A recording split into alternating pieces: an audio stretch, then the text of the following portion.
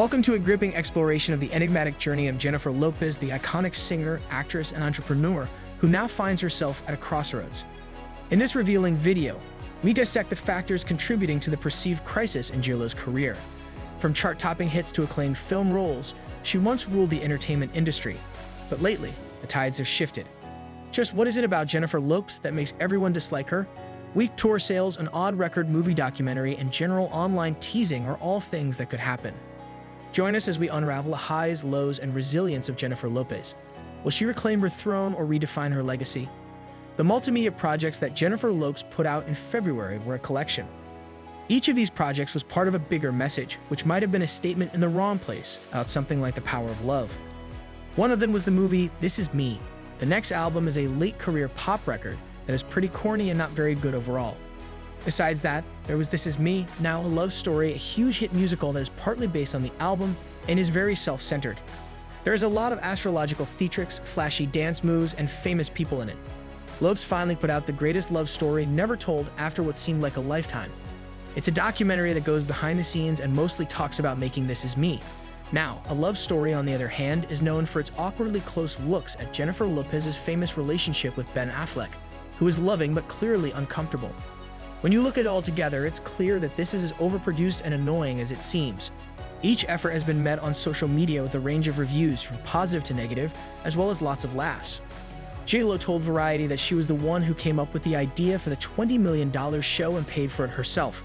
This was true even though everyone in her creative circle, like co-producer Elaine Goldsmith-Thomas and castmate Jane Fonda, warned her that her friendship with Affleck might get even more attention.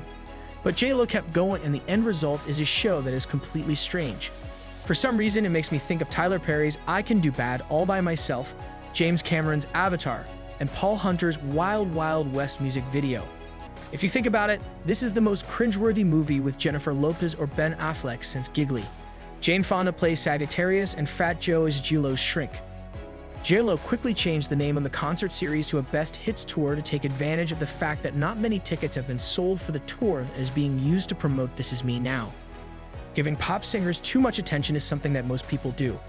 After their peak, Mariah Carey and Justin Timberlake have also put out ego projects that didn't do very well in recent years. Also, we might know too much about J.Lo's pop music peers. J.Lo has been a character who seems to have no empathy for a long time in her work. Because she is such a cold climber, her mistakes have caused a lot of schadenfreude, and more lately, some backlash. Lopez has been a figure that causes more trouble than it seems for a long time. A few months ago, Lopez was pushing the above projects a couple of weeks before they came out. This was the main problem that came up on Saturday Night Live.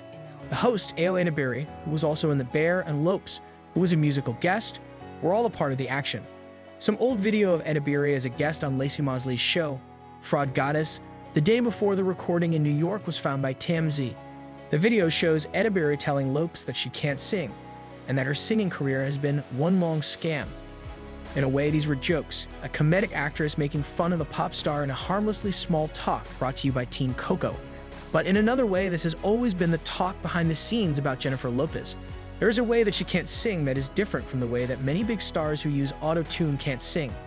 J.Lo even hides her own voice by using uncredited tracks from other singers like Ashanti on I'm Real and Ain't It Funny, and Meghan Trainor on Eat Your Mama.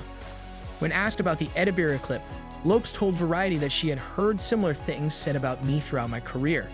For this reason, these issues are seen as normal because they happen so often. Lopez would say in public that Edebiri's words were just a minor annoyance, but Edebiri started her Saturday Night Live show with a sketch that referenced her comments about Lopez. It wasn't very funny, and that this was a routine attempt to make fun of yourself. There was no doubt that Lorne Michaels was doing her best in a tough spot, but Lopez seemed to be putting Edebiri down, even though Edebiri wasn't directly in charge of making the sketch. Lopez also made sure to tell Variety that Edebiri had called her and told her she was sorry with tears in her eyes. Jennifer Lopez has played this part on and off for decades, something she has never set out to do. The role of a pop villain, or she's not quite a villain, a kind of helpless foil. In answer to a question about J.Lo, Mariah Carey famously said, "I don't know her." This happened after her famous fight with Carey in the early 2000s. This feud started when Carey and her label boss at Sony, Tommy Mottola, split up. Reports say that Mottola was the one who pushed the label to aggressively market Lopez and look down on his ex-wife's career. Even though the rivalry between these two women never turned into a straight fight or public shaming, J.Lo has always seemed like the loser and someone who is not in her element. Matola and the press set these two women up to fight. J.Lo started her work as a fly girl on the TV show In Living Color. She then became a big star as the lead in Gregory Nava's entertaining biopic Selena. It was the 1990s when I lived. There were only a few years when Lopez wasn't in a lot of trouble. That was before her disastrous relationship with Puff Daddy, her feud with Mariah, and the release of This Is Me, now a love story, which showed how far her multimedia reach had grown beyond her control.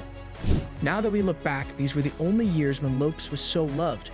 Most of the skepticism that has been directed at J.Lo over the years, up until her most recent high point, has been about how much fame and ability she has.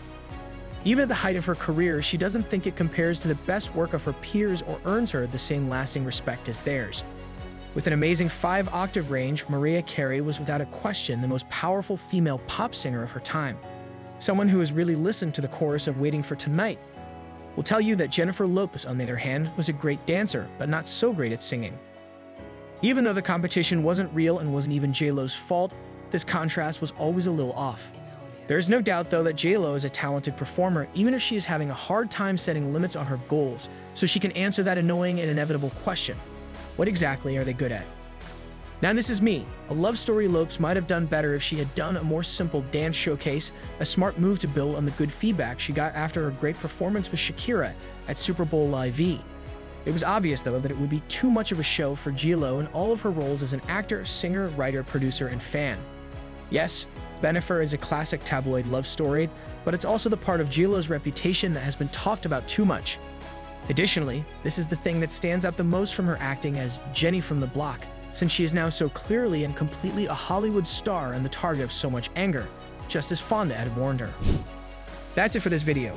But before you go, don't forget to like, comment, and share this video with your fellow movie buffs and entertainment enthusiasts. And hey, if you haven't already, hit that subscribe button and join our community. You won't want to miss out on more exciting content about your favorite stars and the latest Hollywood buzz. Thanks for tuning in, and until next time, stay fabulous.